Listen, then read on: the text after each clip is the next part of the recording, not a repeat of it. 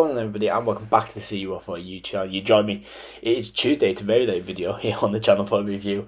Currently watching the Bayern Munich against Lazio game in the Champions League, and Carlisle United are currently 7-0 up against Whitehaven Miners in the County Cup, which is quite amusing because I have a few mates that play for Whitehaven Miners.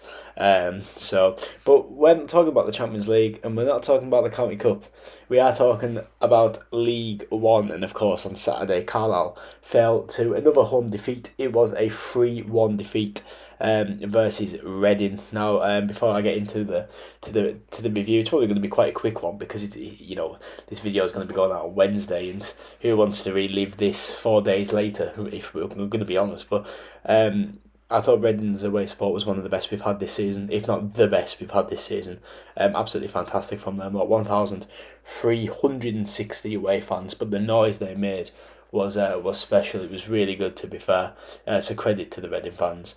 I think maybe someone's comments maybe riled them up a little bit as well, but it looked like a great away day from their perspective. But from a Carlisle perspective, another defeat, another performance where you just go, yeah, we're not good enough for this division, let's be honest. And it was a poor watch again, to be fair.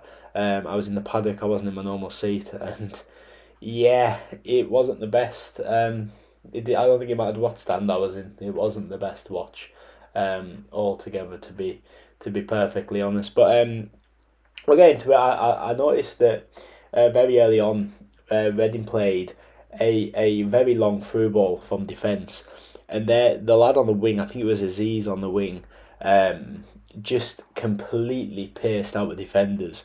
It was Huntington in question, and now Huntington not the fastest for sure, but yeah, he got absolutely paced, and I think it was this continuous thing, and I think Reading sort of realised that, you know what, we've got the pacing behind here, and that can cause Carlisle problems, and that's what they did. And a few minutes after that chance, they actually hit the post, went 1-on-1 and hit the post, and that was a let off really from a Carlisle perspective, to be perfectly honest. But unfortunately, that let off didn't last very long, because in the 17th minute, one through ball split our defence. There was only I think it was Mellish and Armour back, and then Hunt's got back, and it looked like a few of the defenders were jogging back, which was slightly annoying, and it's not really what you want to see in the 17th minute of a league game. But anyway, one ball over the top, defence was split, Harry Lewis is in no man's land, and to put it how it was, the player just passed into the back of the net.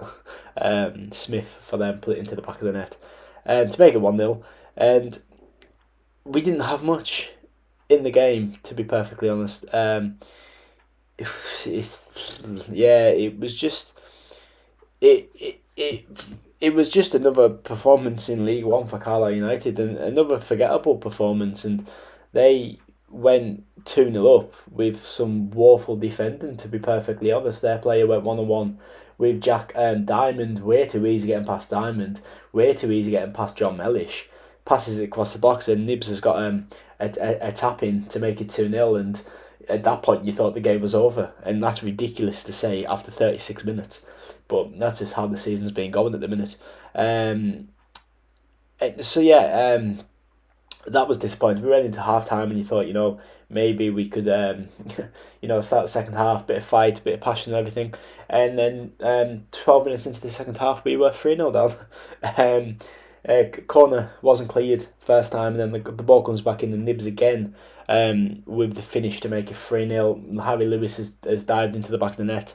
Bit of a strange thing. I don't even know where to go with it, to be honest. Defensively poor again, and it's just a common thread, really, isn't it? A common trend this season, defensively poor. But that was 3-0. Alfie McCalmont and Jordan Gibson came on. I thought them two made not a big difference, because nothing really changed, but they made a difference in the game. They both looked lively. Gibson